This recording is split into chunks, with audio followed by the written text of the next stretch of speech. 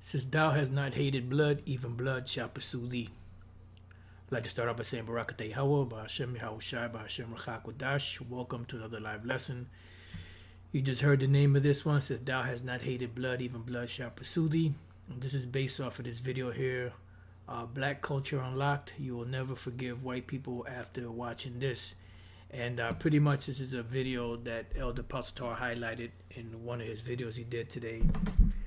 And I went to the page and I subscribed to them, and actually put this video in the description box. And pretty much when you watch the video, you know, these devils are very devious, you know, and Esau's going to pay for sure. That's what the title of this lesson is from. It's from a scripture in Ezekiel, the 35th chapter. They are going to pay. Now, from what I was listening to, because I watched the whole video, and pretty much the narrator was breaking it down as to, you know, this place here, St. Louis, was a place where it was thriving and booming, you know, and had a lot of opportunities, and you had a lot of Jakes moving there. And they went there for, you know, to get ahead, to do better for themselves and their families. And it started booming. But Esau was jealous and upset because, you know, Jake, of course, were getting less wages. So that was cutting them out of their jobs because, you know, they could pay Jake less. You know, so there was already tension there. And also, you know, as the narrator was breaking it down, you know, once you had Jake coming from all over the country to go there, crime started going up, you know, all kind of problems were happening in the area because you had grimy motherfuckers coming there, you know. But then you had hardworking so-called black families, Jake families, that were doing good. They were, you know, opening up businesses and doing very well. But you always had the fucking grimy motherfuckers that's always fucking it up for everybody else. And that's pretty much what was building up the tension, you know, between Esau and Jake. You know, that was one of the things. And outside of that, they was already mad because, you know, Jake was taking over, you know, taking their jobs and doing a lot better than Esau was, you know, based off of less pay. And that's always been the same thing. When you look at Black Wall Street, same thing. Rosewood, same thing. So it was always Esau being upset about Jake doing better than them, you know, in the land that they stole and conquered. So nevertheless, you go watch the video. You know, there's a lot more to it, but those are some of the highlights that I wanted to speak on, you know, because it never fails. You know, you'll have, you know, Jake that start off, you know, doing well and with good intentions, and you always have these crabs, you know, these scumbags, you know, that always fuck shit up, you know. So it's like a two-edged sword. When you watch this video, would understand it. But the thing is that I bet you, I mean, it doesn't say the ratio, but I bet you the majority of Jakes that got put to death during this riot were the hard-working Jakes, you know, that had nothing to do with any of that other bullshit, you know. But anyways, be it as it may, Esau's still going to pay for the lynchings, you know, and the killings and rapings of, you know, the Judite man, woman, and children, you know, and they're going to pay regardless.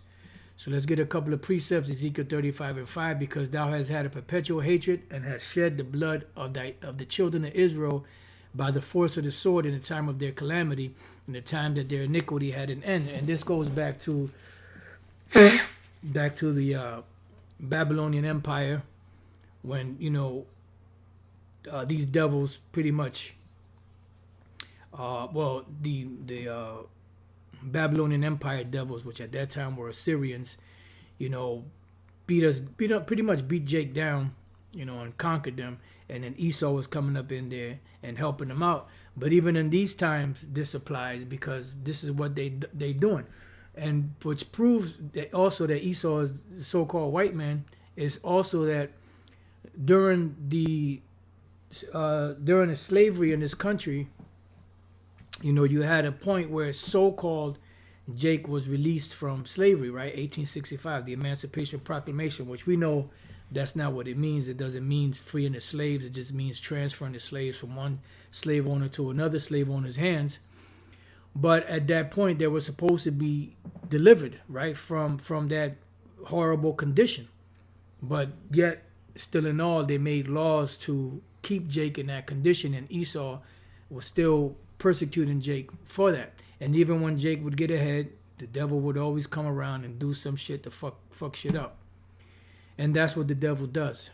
And that proves that's that ancient hatred between the two, the two nations that the Lord said that he would set up. There will be two manner of people.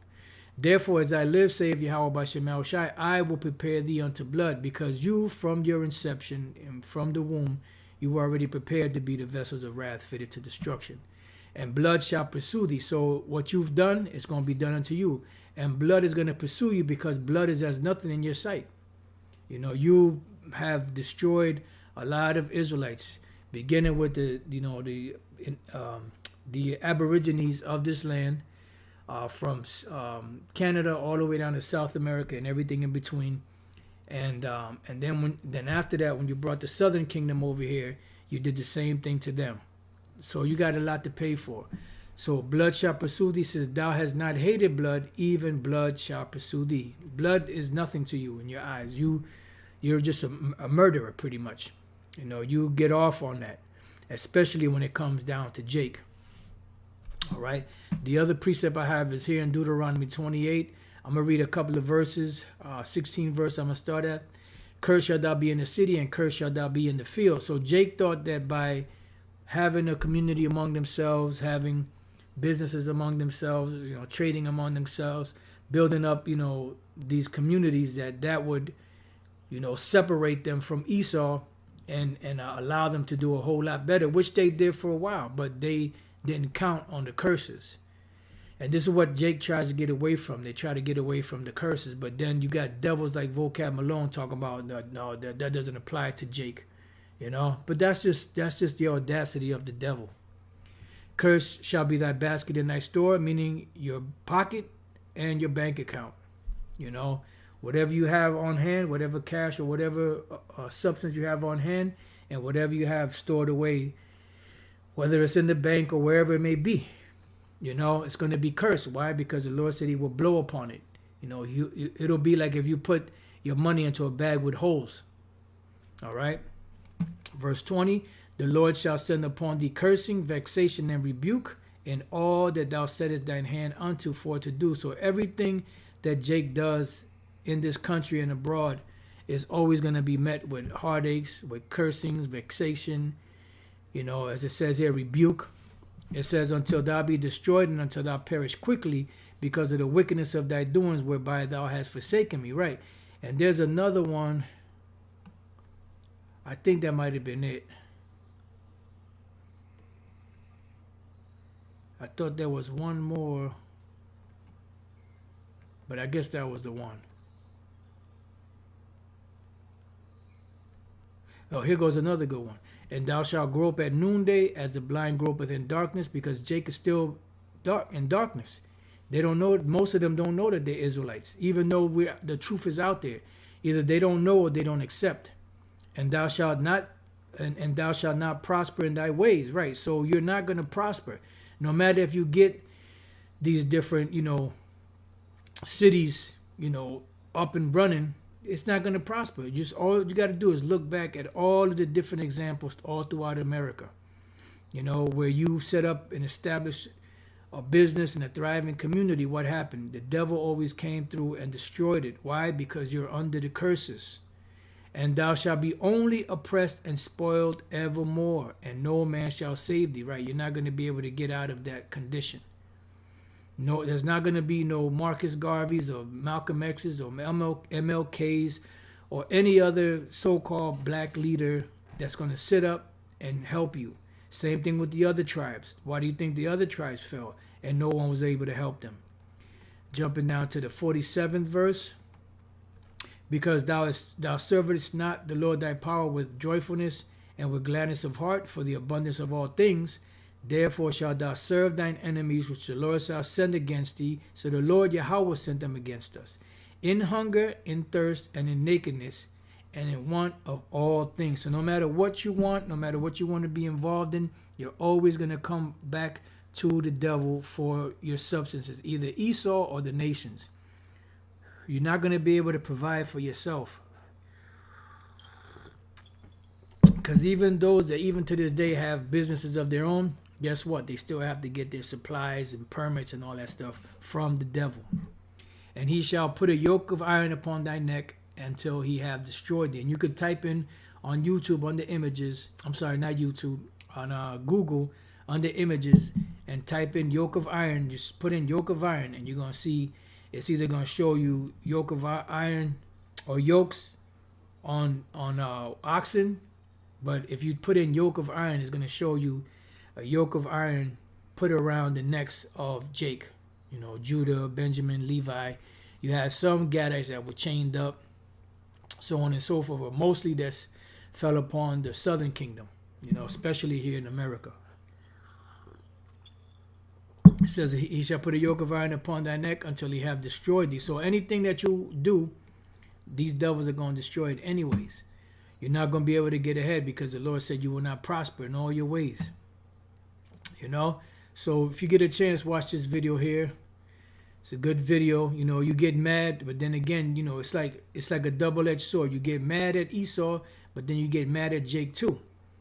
Because, you know, the narrator didn't say it, but in here he mentioned how crime started going up, you know, because you had, you know, grimy motherfuckers that came here to start their shit, you know.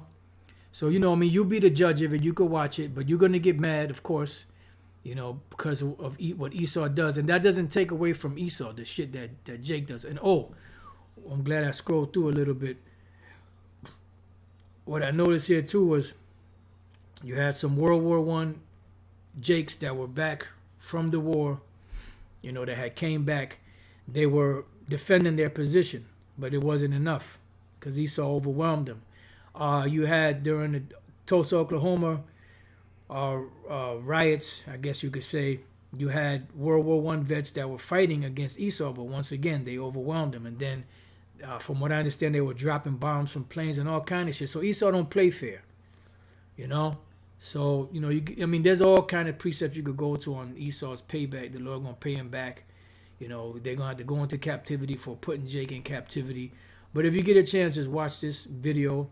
And it's a short video, 24 minutes, 11 seconds. And you'll see what the deal is. So with that, I pray that you brothers and few sisters have been edified. Till the next time I say, Shalom.